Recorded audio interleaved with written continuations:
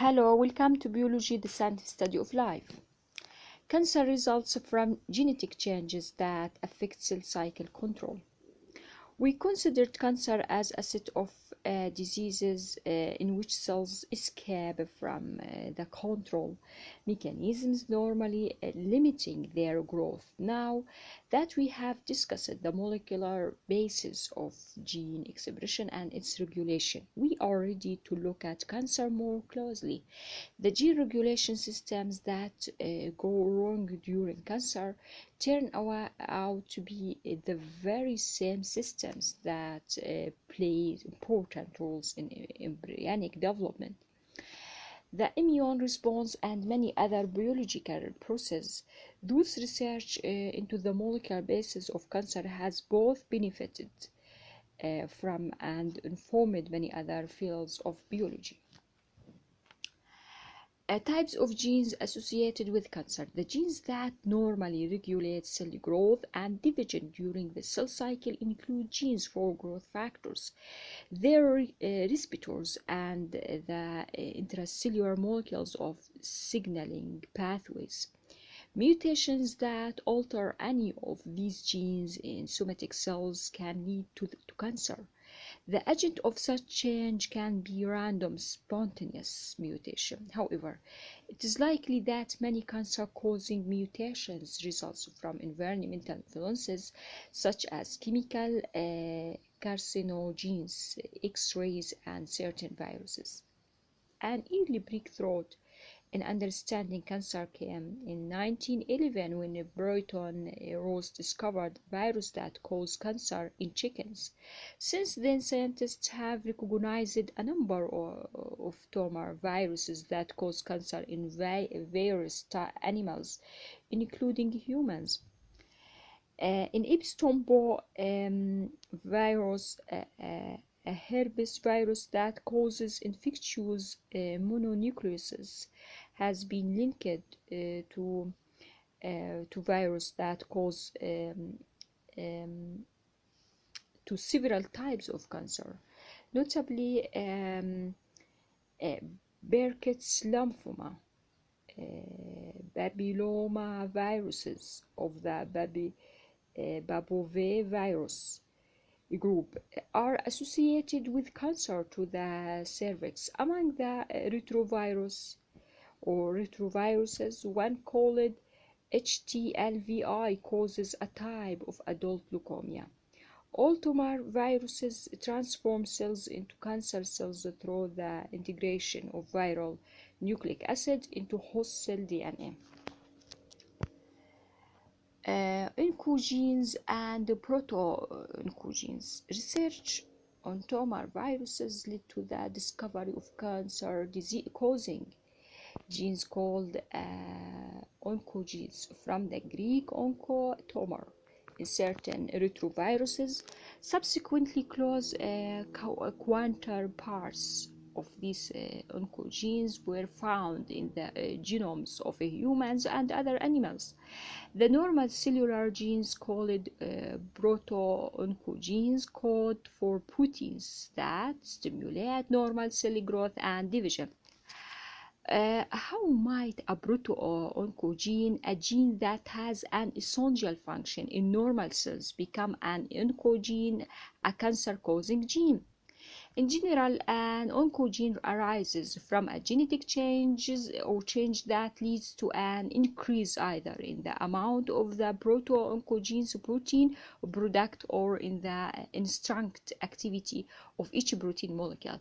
The genetic changes that convert proto-oncogenes to oncogenes fall into three main categories: movement of DNA within the genome, amplification of a proto-oncogene, and point mutations in a control element or in the proto-oncogene itself.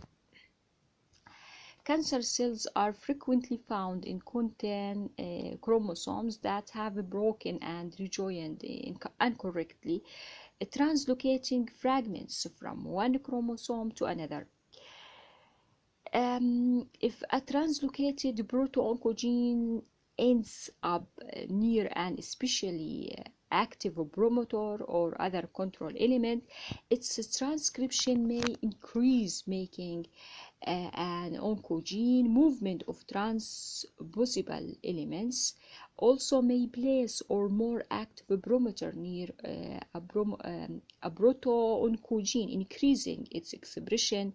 Eukaryotic transposable elements are described later in chapter.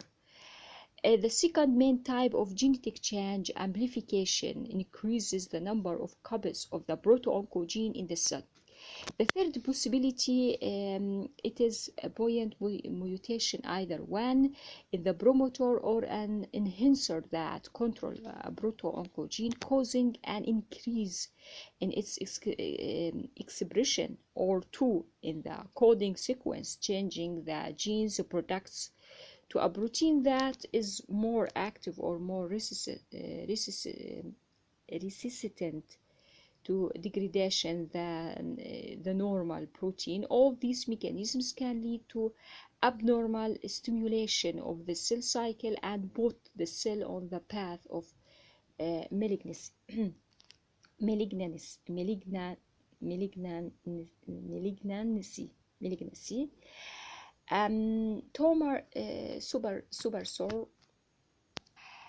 Tumor suppressor genes. In addition to genes whose products normally promote cell division, cells contain genes whose normal products inhibit cell division. Such genes are called tumor suppressor genes because the proteins they encode help prevent and control cell growth. Any mutation that decreases the normal activity of a tumor suppressor protein may contribute to the onset of cancer, in effect stimulating growth through the absence of suppression.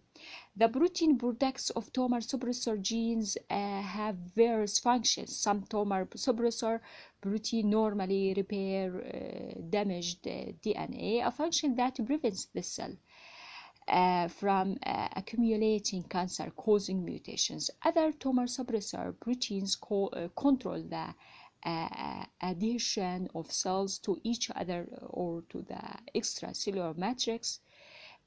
Proper cell encourage is crucial in normal tissues and often absent in cancers. Still, other tumor suppressor proteins are components of cell signaling pathways that inhibit the cell cycle. Interference with normal cell signaling pathways. The proteins encoded by many proto-oncogenes and tumor suppressor genes are components of cell signaling pathways.